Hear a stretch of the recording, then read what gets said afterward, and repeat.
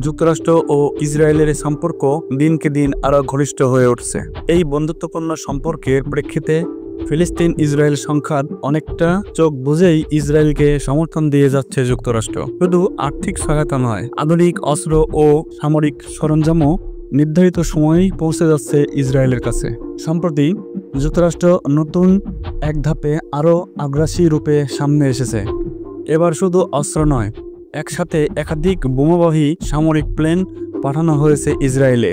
এখন প্রশ্ন উঠেছে, এই বিপুল সংখ্যক বোমা কি নতুন কোনো যুদ্ধক্ষেত্রের পূর্ব প্রস্তুতি? তুরস্কের সংবাদ সংস্থা আনাদুলু এজেন্সি জানিয়েছে, একদিনেই যুক্তরাষ্ট্রের 9টি সামরিক পরিবহন বিমান ইসরায়েলের নেভাতিম বিমান ঘাঁটিতে অবতরণ করেছে।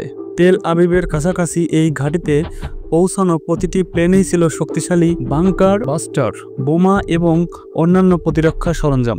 বিশ্লেষকরা মনে করছে, এটি যুক্তরাষ্ট্র ও ইসরায়েলের সম্ভাব্য যৌথ সামরিক অভিযানের প্রস্তুতি হতে পারে, বিশেষ করে যদি যুক্তরাষ্ট্র ইরান পরমাণু আলোচনা ব্যর্থ হয়।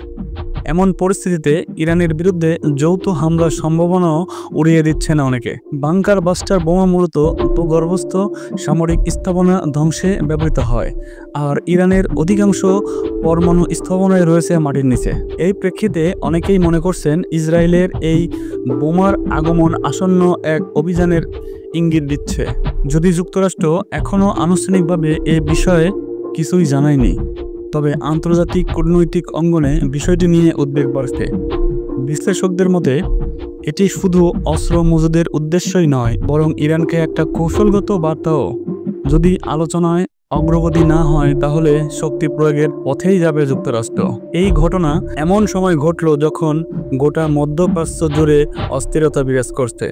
গাজায় চলমান সংঘাত, লেবানন সীমান্তে উত্তেজনা, ইয়েমেন ইস্যুতে সৌদি ইরান সম্পর্কে টানাপোড়েন, সব মিলিয়েই মধ্যপ্রাচ্য যেন এখন একটা বিস্ফোরকের অপেক্ষায় থাকা আগুনের স্তূপ।